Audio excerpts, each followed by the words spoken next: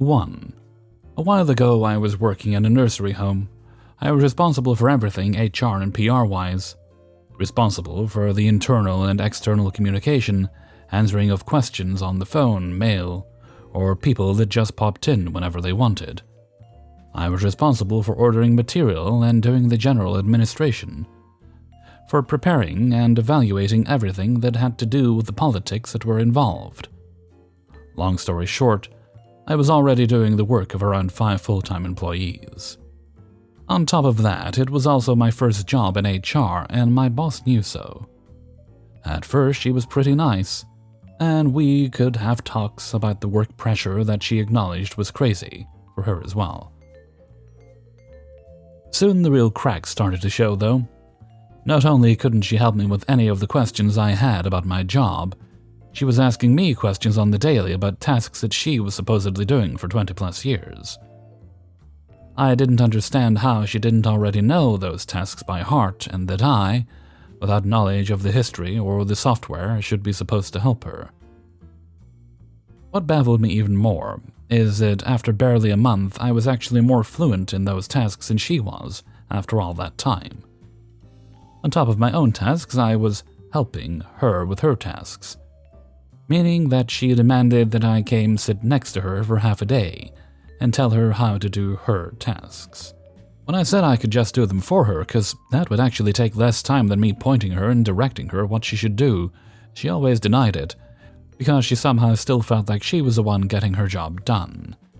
After 1 month, she started taking extended holidays as well, was barely at work for 30% of the time, and when she was working, she was usually tackling the people managing part of her job, meaning she would just walk around the nursery home and have cozy talks with the clients, their family and nurses, instead of actually contributing to her job, leaving me completely on my own devices in a new job, taking on her workload and cleaning up her messes as well.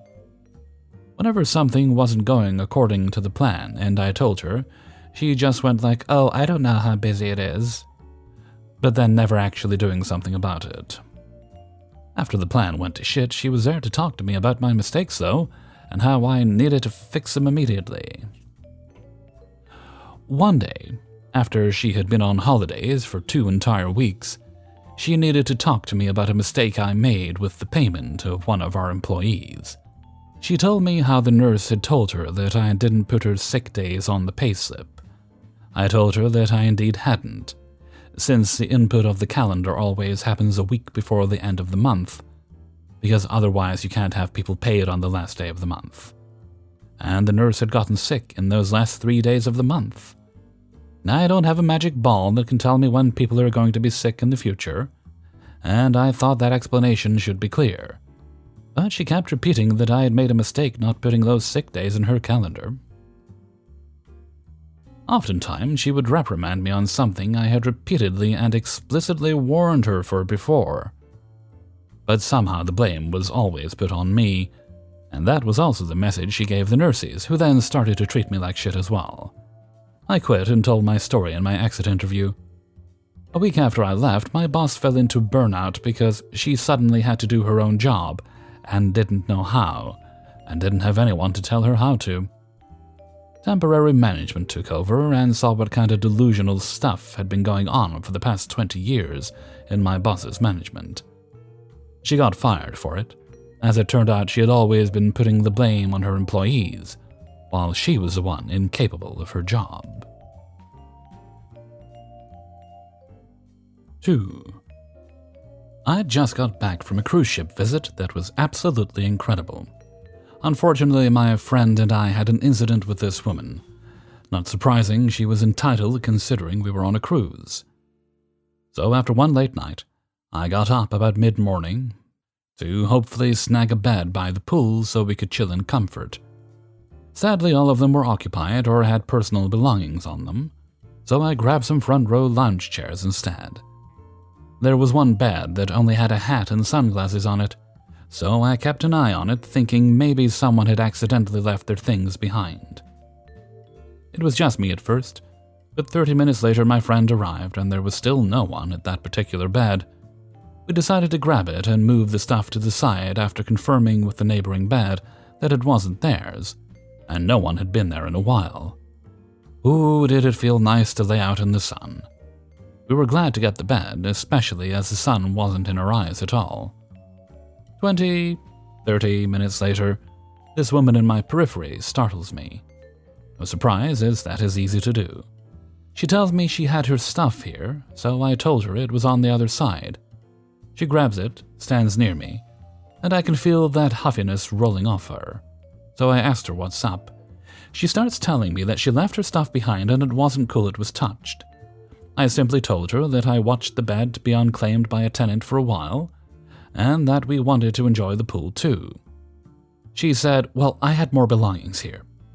I told her that she had a hat and sunglasses. Her response, well, my towel was here too, and it was used. Like she thought we would take a used towel. Ugh. Why would we do that when there are 2 towel replacement areas within 30 feet? Lady. She then shares that she went to an acupuncturist appointment. Y'all, those take an hour. She seriously expected to keep her pool bad even though there's other people on the ship too. And that's what I told her, but as nice as possible.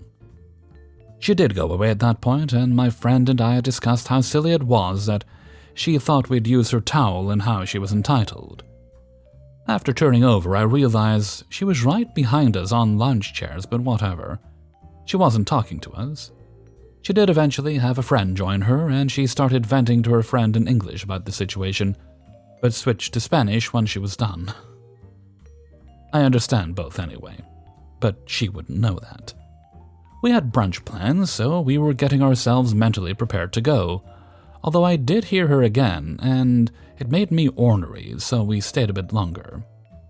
Gathering our belongings, another woman approached and asked if we were leaving, and I was in the process of telling her yes when the rude woman came over, started grabbing our towels, which we were leaving behind for her to deal with anyway, but she couldn't have waited to do that. Telling the other woman that we had stolen her bed. I said, no, you left your hat and sunglasses while you went to the acupuncturist, even though there's other people on this ship. Something y'all wouldn't know about me is that I'm comfortable in my body and my body hair. This woman points at my leg hair, telling me that the salon could take care of my situation. Y'all, I have long leg hair and armpit hair. If I cared, that shit would have been gone pre-cruise. But she was on the warpath, trying to hurt my feelings. But I was aggravated in this day and age to have another woman comment on my body. I was prepared for a man to have a rude comment. I just told her it was my body, my choice to do with as I pleased. She responded that, it's my body too.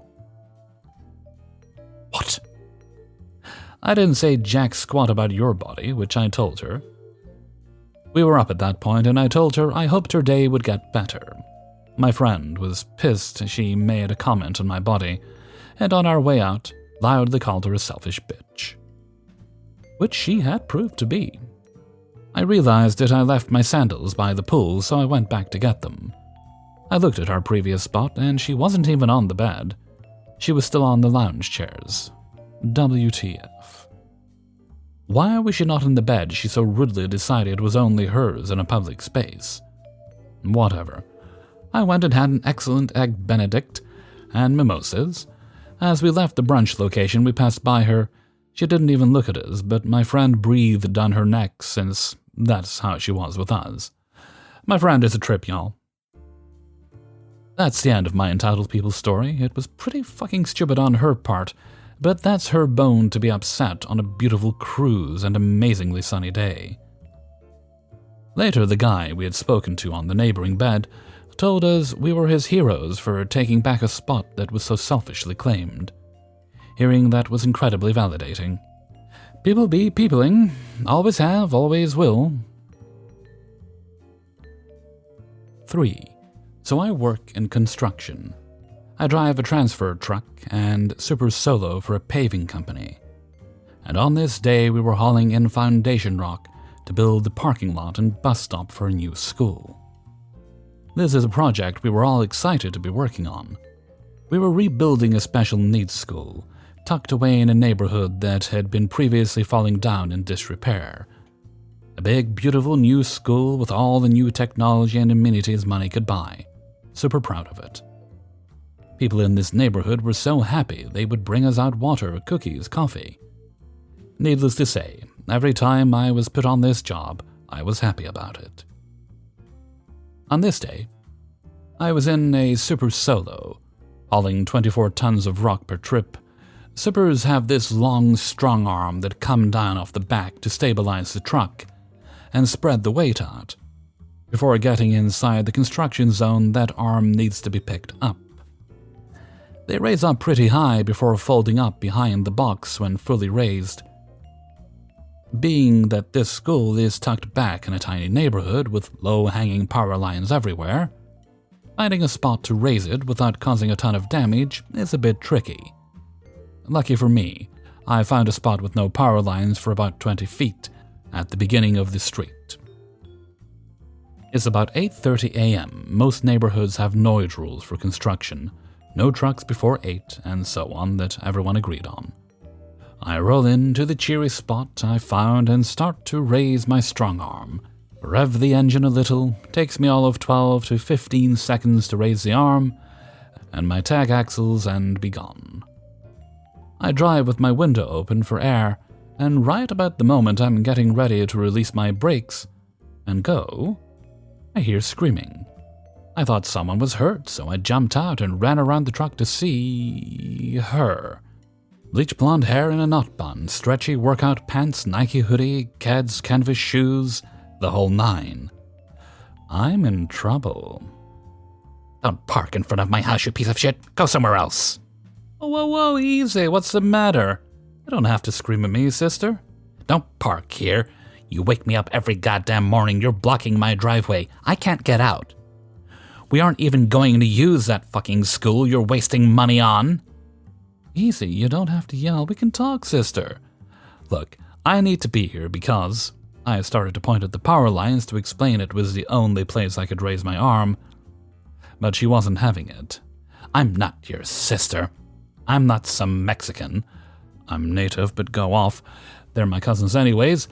I should also add, I call women sister because my belief is we should be a sisterhood and stick together, but whatever. Maybe if you would have finished school, you wouldn't have to do this shit job making money and could buy a house like mine. I have no idea how we got here, but I did finish school. Just didn't want to be an RN after a few years into it. I had to complete a 3,000-hour apprenticeship to do what I do, making $50 an hour. And own a farm on 10 acres. But go off. All right, sister, we're done. Conversation over. Then I started walking back to my truck, and she started recording me on her phone while following me. After the nasty stuff she said, of course. I'm calling the police. And your job. You're getting fired, little girl. I'm 5'0" and maybe $1.7 soaking wet. People like to point that out when they're mad at me for some reason. Have a good day, ma'am. As I was getting back in the truck, I heard her telling her phone that I had threatened her, so that was fun.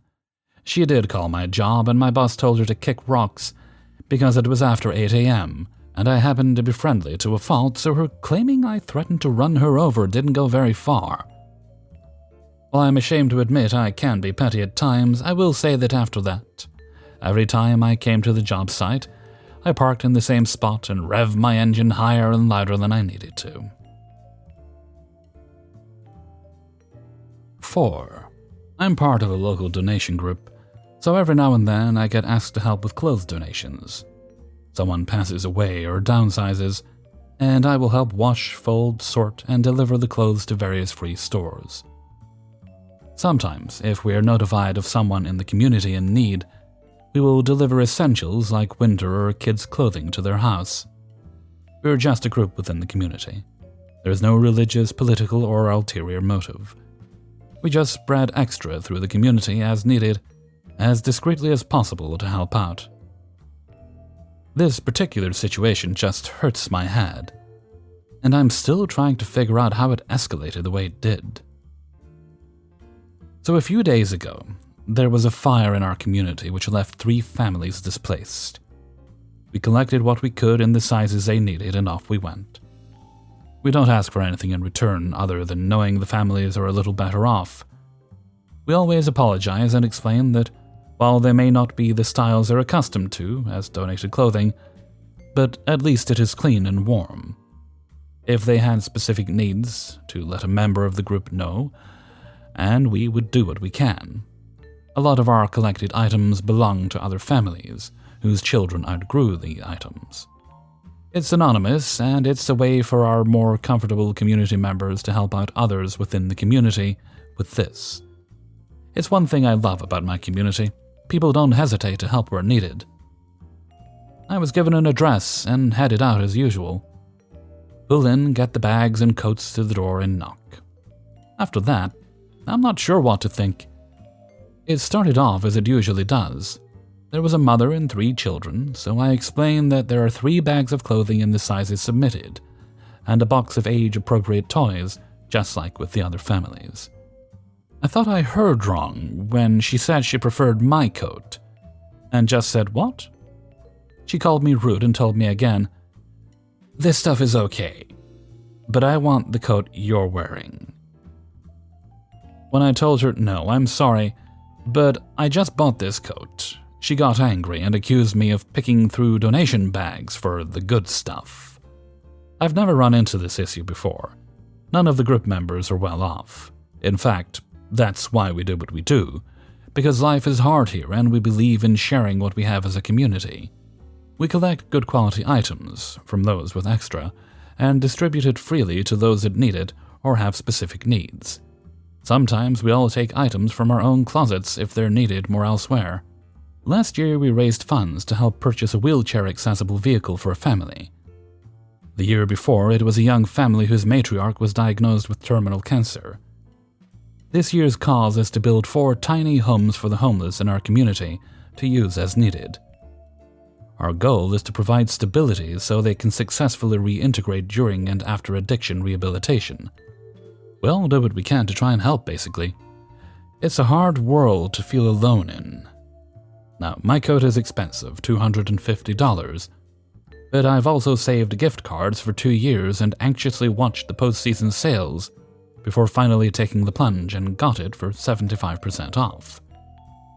Maybe I messed up by wearing it on this errand? I don't know. After I said no, this is my coat a second time, she started yelling at me. I just left the bags on the doorstep and drove away.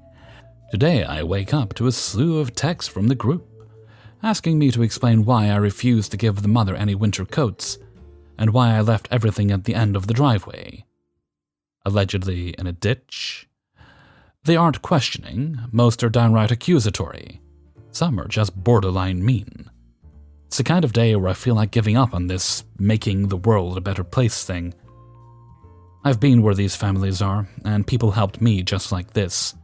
I know what it feels like to rely on others, so I do try to be compassionate and understanding, without being condescending or pitying. I don't often talk about what I do because nobody needs to know what came from where, or who is getting what. It's just paying it forward. I do this because it's been done for me, and it's the right thing to do. It's that simple. But after today, I don't even want to reply anymore. It's not just that woman, it's the texts that are getting kinda nasty at this point. It's these people obviously talking about me behind my back. It's how quick they were to assume I must have done this. I'm not sure if I want to do this anymore after all this. I've been part of this for 5 years and have never had a complaint before. I feel betrayed by people I thought were my friends. It just all feels gross, dramatic, and depressing now. And that's not how this is supposed to feel. 5. I was a tennis coach at my local club for 5 years, with the majority of this job while I was in high school. While this club was more of a social environment that encouraged children and adults to play for fun, rather than a serious tennis academy pumping out prospects, it had its characters. While I could write a whole heap about my time there, there's one incident that will always stick out as my favorite because of the outcome. A couple of years ago, my best mate, Martin, and I were having our usual hit on a Sunday afternoon. Martin's dad and his little sister were hitting on the court next to us, as she was just starting tennis. On the other side of the club, we see a unique club member, entitled Woman.